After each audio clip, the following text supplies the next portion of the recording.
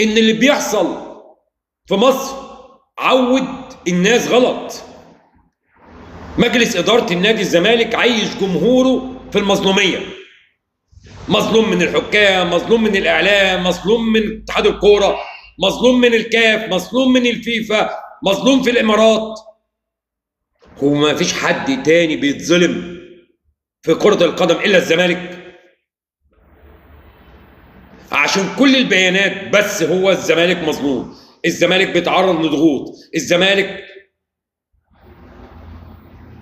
ده هو حتى وهو بيعتذر مش قادر يقول ويحدد في كلامه بوضوح اللعيبة أخطأت ومجلس الإدارة يعتذر عن اللعيبة لصالح من تم الاعتداء عليهم في الاستاد. مش قادر